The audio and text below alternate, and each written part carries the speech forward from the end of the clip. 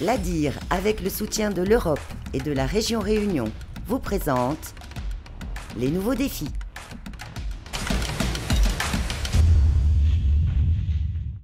Que nous aurons recueillis au fil de ces séminaires pour assurer l'efficacité et le succès de la transition énergétique dans les différents territoires des Outre-mer. Certaines sociétés peuvent être grandes consommatrices d'énergie, notamment dans le secteur de l'industrie. Lors de ce deuxième séminaire sur la transition énergétique des entreprises, les acteurs économiques locaux ont pu être sensibilisés sur la question. Et le lieu n'a pas été choisi au hasard. Cela s'est tenu dans l'amphithéâtre bioclimatique de l'Université de La Réunion, car une des premières actions pour réduire son empreinte carbone, c'est d'agir sur le bâti. Éric Potin est chargé d'affaires d'un bureau d'études spécialisé dans le domaine. Il aide les entreprises à faire des économies d'énergie. Ils peuvent avoir des objectifs, mais pas savoir comment les atteindre.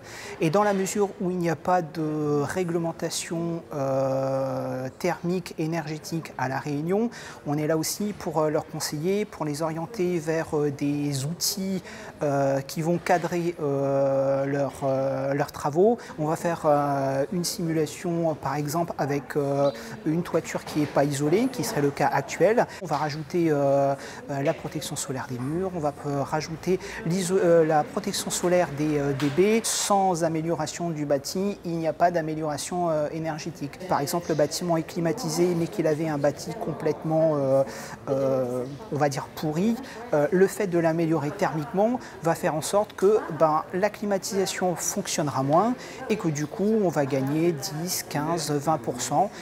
Globalement, sur un audit énergétique, on estime à peu près à un quart, on va dire 25% l'amélioration sur la facture énergétique. Agir pour la planète peut donc aussi être bon pour le portefeuille des entreprises. Et elles sont nombreuses à La Réunion à avoir déjà franchi le pas de la transition énergétique avec l'installation de panneaux photovoltaïques. L'Agence de l'environnement et de la maîtrise de l'énergie les accompagne dans leur processus de décarbonation. Il y a vraiment un engagement fort des dirigeants qui ont compris, enfin en gros, on peut le dire, je pense qu'ils ont compris que de toute façon c'était incontournable et que je pense qu'ils n'auraient pas le choix et plus vite ils s'engageraient, je pense, plus ils auraient de bénéfices pour leur entreprise. On ne finance pas des études, enfin, on n'aide pas les industriels à faire des études pour faire des études. L'objectif est toujours que ça se concrétise par des actions, du passage à l'acte et de l'investissement. Donc en fin de compte, c'est d'abord un intérêt pour l'entreprise et puis après un intérêt pour l'économie du territoire. Les entreprises qui sont dans la démarche, alors avec des niveaux différents, mais qui sont engagées dans les marches, je pense qu'on est entre la moitié et les 2 tiers des entreprises. Voilà. Alors peut-être plus ces entreprises dites industrielles ou de production, voilà. Évidemment, parce que les enjeux sont plus importants pour eux, mais plus de la moitié des entreprises sont déjà engagées, alors à des stades différents, voilà, mais sont engagées. Voilà. Je pense que oui, effectivement, le chemin est plus long pour arriver à la généralisation, un terme qu'on emploie, mais je pense que la progression est quand même très optimiste et moi, on est convaincu que dans les 5 à 7 ans qui viennent, le paysage aura vraiment changé dans ce domaine, quoi. Un changement visible dès l'année prochaine, car La Réunion fait office de bon élève en matière d'énergie propre, avec un objectif très ambitieux pour 2024, produire 100% d'énergie renouvelable. Les usines électriques de l'île sont en cours de transition. Tous les efforts comptent. Les entreprises doivent moins consommer pour leurs besoins propres. Ça, c'est la base. C'est d'abord la meilleure énergie, c'est celle qu'on ne consomme pas, hein, c'est le slogan. Mais ensuite, effectivement, tous les acteurs, je pense à l'aéroport par exemple, qui a fait de très gros efforts sur ces sujets-là, toutes les entreprises qui vont installer des systèmes de panneaux solaires sur leur site, leur toiture, vont participer par de l'autoconsommation à réduire la facture énergétique globale du territoire. Donc on les incite aussi à aller vers ces solutions-là. À la fin de l'année 2022, 38% de l'électricité à La Réunion était renouvelable. Et on va passer de 38 à 100% grâce à un effort conjugué et très rapide des industriels qui étaient fortement carbonés, la centrale EDF qui consommait du fioul et les centrales du groupe Albioma qui consommaient du charbon.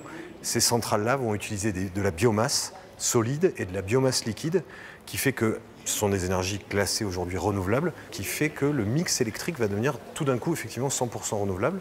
Et puis par la suite, on va continuer à développer les énergies renouvelables pays, le soleil, le vent, l'hydraulique qui est déjà largement présent.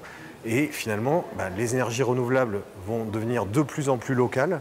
Donc on sera 100% renouvelable en 2024, mais on sera de plus en plus autonome dans les années à venir. À l'initiative de ce séminaire, la Fédération des entreprises des Outre-mer L'idée de cette matinée d'échange, identifier les outils et les blocages en matière de transition énergétique des entreprises ultramarines.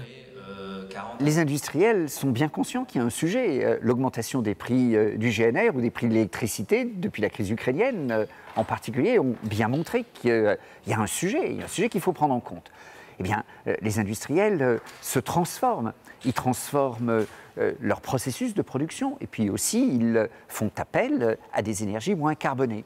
Et puis il y a parfois des incohérences. Aujourd'hui, un industriel qui a une énergie carbonée, il est davantage aidé dans son plan d'investissement qu'un industriel qui veut s'équiper en photovoltaïque qu'il consommerait lui-même. Là, il y a un truc qui tourne pas rond. Et donc, nous, à la FEDOM, c'est notre job de mettre en avant des incohérences de ce type pour aller dans le bon sens. Mais les entreprises sont accompagnées et puis eh bien, il y a un jour où, comme le marché des hydrocarbures, par exemple, du gazole, sera devenu un petit marché, ceux qui n'auront pas modernisé leur outil de production, ça va leur coûter très cher. Donc ça, c'est une forme de pénalisation. Il est alors important que les petites entreprises soient aidées, à la fois dans l'investissement, mais aussi, comme on dit, dans l'ingénierie. Comment est-ce qu'on monte un dossier? Comment est-ce qu'on en parle à son banquier? On est conscient de ça. Il faut mobiliser toutes les organisations patronales, la Chambre des métiers, la Chambre de commerce, les organismes publics. Tout le monde doit être mobilisé pour ça. C'est un des objectifs de ce séminaire, avec bien cette idée que ça doit vraiment infuser auprès de tout le monde, parce que changement climatique, transition énergétique, ça intéresse tout le monde, dans l'intérêt de tout le monde. Avec son plan France 2030, l'État souhaite aider le secteur industriel à se décarboner avec l'ambition de gagner au moins 20% d'efficacité énergétique.